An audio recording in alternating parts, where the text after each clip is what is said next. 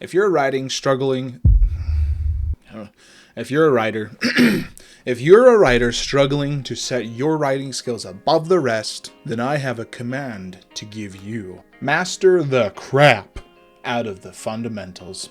Before I dive right on in to the juicy nitty-gritty on how to do just that, I would like to remind you to please like and subscribe and comment if possible, because it whispers into YouTube's ears like your favorite ASMR artists. And by doing so, it tells YouTube you want more of this!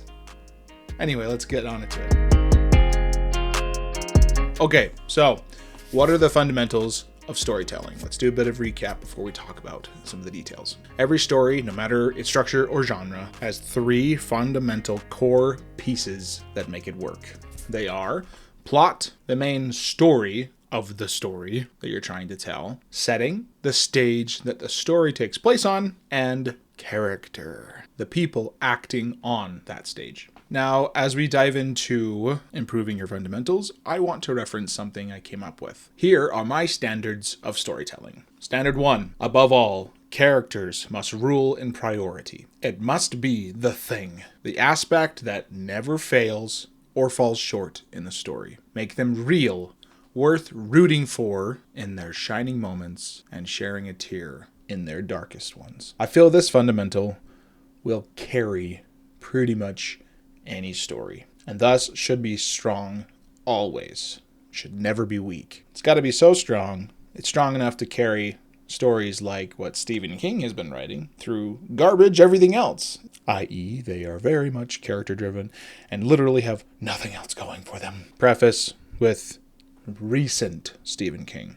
Nothing to say about the classics or anything he's written 10 years prior. We're also going to take Arcane, the TV show that I love, as an example of phenomenal characters. Perhaps the best I have yet seen. Please go watch Arcane for a masterclass on character and to help you understand what I'm talking about. Real people should be inspiring your characters as a template, meaning these characters should be like real people. Hot take here, people do change, contrary to popular belief. We also don't do the same thing in every given scenario. We don't always make the same decisions. There are days where we are weaker and days we are stronger, which thus influence those decisions. People more often have a range of decisions that they will make given a certain scenario and given a certain mindset that they're in at that moment. So thus, no action is guaranteed, which means could make your story pretty interesting and make that character feel more real. People grow. They do change, either for good or bad, influenced by external pressures and guided by internal moral codes. This is how you make character a powerful fundamental in your story. Okay, now, here's the next standard of storytelling. If your characters are bored, you will be too, and so will your readers. The plot must be believable, progressive, and a delight to experience as a reader. The twists and the turns. Yeah, those are hugely important, and I do love a good twist. But let's make sure that readers actually get to the twist. Stories that don't move much, meaning the protagonist isn't protagging, make the water stagnant and mirror-like. And although pretty, it isn't interesting to look at for very long. The characters in your story need to be progressing towards something. Now, what happens when you throw a rock into that mirror-like water? The waves of the rock fall make things more interesting. As a good case study, go watch Attack on Titan and see the kinds of plot building that are done throughout the show, the little hints, little foreshadowing that anime has. It is goated for a reason. Now, the twists do indeed add flavor and makes the story unique. So don't forget to make them awesome, but keep them predictable to a degree, or at least set it up sufficiently enough. That enough is decided by your story, i.e. how foreshadowed that twist is. Beta readers can also help you figure that balance out. Plot can be really hard to nail, forewarning, even for professionals. I'm looking at you, Wind and Truth. So try to keep this a bit more simple, or take a lot more time to polish and make sure things work together correctly. Complex stories are great and all. Hands up for those writing shared universes. No, just me. Comment if you are. Say hi. We need to be friends. But simpler plot structures make for potentially more powerful stories, since they will resonate with more people. When I say simple, what I mean is looking at more common types of story structures. For example, the notorious 3-act structure and or the hero's journey that's attached to it so often. You can't go wrong with a story structure that humanity has been telling for thousands of years. One really cool thing I like to reference is The Hero of 1,000 Faces by Joseph Campbell. It really helps to show just how pervasive the hero's journey is in all cultures everywhere. Okay, now down to my favorite of the fundamentals. Setting. World building. Yes! Third standard of storytelling. Characters cannot walk on ephemeral ground. The setting must be solid enough so that characters may embark on their journey. The road signs may still be blank, but at least there's a path to walk. I love world building. It's my jam, if you haven't noticed yet. Kind of why I made it the focus of my channel. Niching down and all that stuff. I love magic systems, cultures, geography, economy, all these other cool things that go into world building. I love it. One caveat to setting that I hate to admit is it's the fundamental that is possible to get away with being weaker than the other two fundamentals. There's a huge range of successful stories that make setting a chef's kiss and well, yeah, anyway. Yet this seems not to affect the reach of those stories, much like character and plot would very much influence whether or not people read a book. It does not give you the excuse to ignore setting. Sorry, I had to get that off my chest.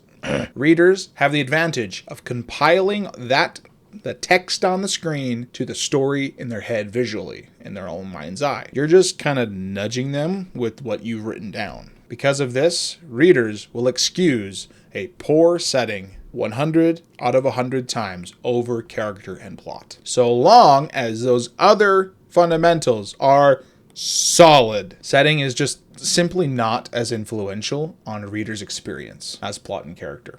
So keep that in mind. This will definitely change if you move into visual storytelling and other mediums that require the eyeballs and what's going on in front of them instead of text on a page. It'll raise that bar a lot, but same thing. Stories can still survive with a weaker setting. I would like to reference Free Ren as a great example. I love Free Ren, one of my favorite animes, but the setting is more of a side thought. It's about the characters and how they're interacting with the world around them. But the world around them being interacted with isn't as important, if that makes sense. There are, however, very specific elements of setting that do need to be present or a story just can't work. These tend to be genre-related systems. We're talking about magic systems, the technology of your world, the geography, some of the places we're talking about, and the cultures of the people that inhabit those and their history, depending on how deep you want to get into their history. Cultures and history are especially important when it's a secondary world, not Earth. The only other thing you want to worry about setting is any other elements that are needed for the success of the characters throughout their journey, especially those related to the character's background and their origin story. Those are really important as well. One reason they're important is because they provide a backdrop for their motivations. I'll stop now. However, for all of those excuses for setting, just imagine for one measly moment how amazing your story would be if setting was as good as your characters and your plot. You'd be unstoppable. To see how you can make your setting have that level of quality and find the it factor for your setting, go watch my videos on the World Spark. So, recap, final thoughts. If you're struggling, go back to the fundamentals. That is true in so many different crafts. Same with storytelling. Go back. Ask yourself, what's missing? What can I be more improved on? What can be polished more? Am I meeting the standards of storytelling that one weird YouTuber talked about? Pay attention. Pay attention. Really listen to here, right here. Listen. Okay? Next thing is really important. People are simple creatures, so don't stress the advanced stuff. If the fundamentals are polished, you will have successful stories, and it will be a joy to read and consume. Thank you guys so much for coming to my TED Talk. Just kidding. I mean, I guess it technically was. It's probably, we're looking at probably a 10-minute video at this point. I wanted to do this video because I felt like I had a lot of newer authors that might be enjoying my content as well, that may not know all of the details about some of the things that I talk about. I wanted to set the record straight about how to truly become better writers. Now, go tell those stories. Right now.